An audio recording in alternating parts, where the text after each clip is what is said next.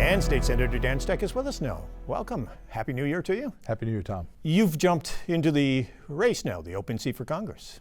Tell us why you've decided to do that. Until Elise is confirmed, and I suspect she will be, but until she is, she's our Congresswoman. But assuming that that goes well, there will be a special election in late April, early May by state law.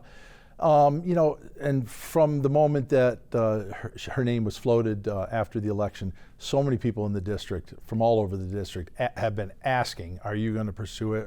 And a lot of them have encouraged me to. So you always do the analysis. Do I think that I have something to contribute? Can I move the ball forward? Can I do a good job? What do I have to offer? Do I want to do it? So you think about all those things, and you listen to people, you talk to people, but the process informally to this point has been go meet and talk to the chairs. There's 15 county chairs, and by state law, once there's a vacancy, then they will have a small window of time to forward their candidate. So you got to let them know you're interested, or you won't be considered. So I've done that. I've met with the chairs. I've had a couple conversations with Elise, and I'm sure she's talked to all that have expressed interest, but I've also talked with her, letting people know what I think my strengths are. I think that's anyone that's interested, that's what you do. What do I bring to the table? What do I have to offer? Why should you pick me? And have those conversations. I know they're going to be interviewing candidates here now, and then sometime probably right after Inauguration Day when she's confirmed and there's a vacancy, then that process will get a little more formal and on the state timeline. And we expect that will happen. It seems almost certain that she'll be confirmed by the Senate. I certainly hope so. I don't think she'll have any trouble with the Senate at all. A number of Republicans have expressed interest. What makes you the best candidate? Yeah, well, the fact that I have served as long as I have in public office, I think gives me a skill set that's unique. For me, born and raised and college educated right here in NY-21, I've lived my entire life with the exception of 8 years on active duty in the United States Navy, including service on a warship in the Persian Gulf during Desert Storm, in the district. So I know the district, and because of my public work, it knows me. I just finished my 25th year in elected office. That may seem like a lot to a lot of people, a lot of your viewers. But before my 12 years in Albany, I served 13 years in local government. I was a town board member for 4 years and Queensbury town supervisor for 9. I was the chairman of the Warren County Board of Supervisors. My last 2 years I was town supervisor. So, I was the head elected official in Warren County. And then Teresa Sayward retired and I ran for her open assembly seat. So, I've touched every rung, if you will. And, it's not to imply, well, then therefore this is, I've earned this, it's just that I've built a lot of experience. There's 84 towns, 20 villages, and 2 cities just in the Senate district. My entire Senate district rests within NY-21. So the experience at the state level, I think, lends itself to that. And then again, I'll circle back to I'm a veteran, and there's not a lot of veterans that are pursuing this seat. There's not a lot of veterans in Congress anymore, not like there used to be.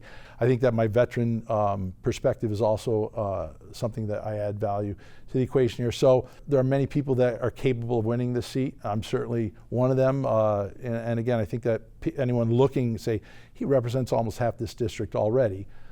No surprises there, well known. I've been there for 12 years. I've got a 100% conservative party rating. I got an A+ NRA rating. I'm a right of center kind of guy. I'm big on America first. My mindset, my approach, I think is a good fit. I'm mindful of where the voters are on a lot of these issues. And I think that, again, that puts me in a position to better represent. What are you hoping you'll be able to do if elected to the U.S. House? Yeah, well, granted, you'll be going in as the most junior member of the House. So you're going to do pretty much whatever leadership tells you can do as far as committee assignments, or, no one's going to walk and say, I want to be on Ways and Means, and I want to be, the interest that I have, I want to be in a position where I can help my district, so issues that are important in the district. Agriculture is a big aspect of the district. It's a big part of my Senate district. But certainly my Senate district also borders the Canadian border. Those issues are something that I've dealt with in Albany. And I've seen firsthand how my colleagues on the other side of the aisle and Governor Hochul, when they start having to answer questions about border and illegal immigration and sanctuary cities and all the problems that we've seen in New York City and in the state, they quickly point the finger at inaction in Washington and Congress not passing a bipartisan. And the reality is that the sanctuary city policies have created a magnet. We are a draw. People that are coming to the country illegally, they all have cell phones, they all have access to the news cycle, they all know where to go for the free stuff.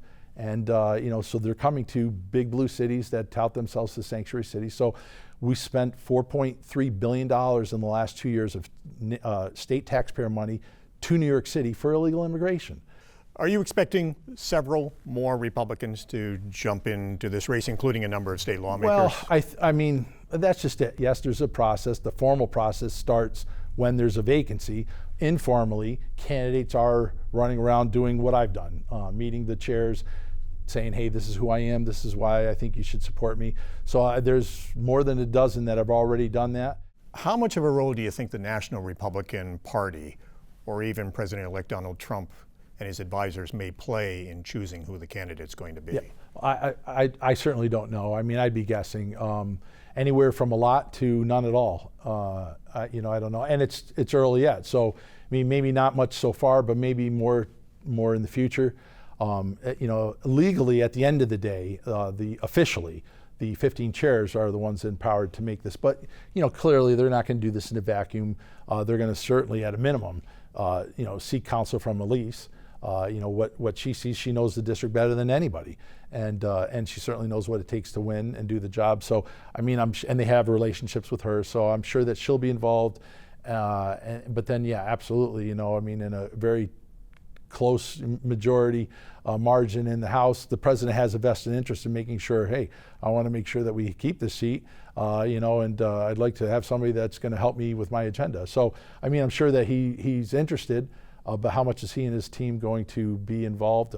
Your guess is as good as mine. And you plan to help him with his agenda? Absolutely. The voters have spoken loud and clear, but, my public record, I've cut taxes, I cut spending. I want a strong national defense. I want a strong border.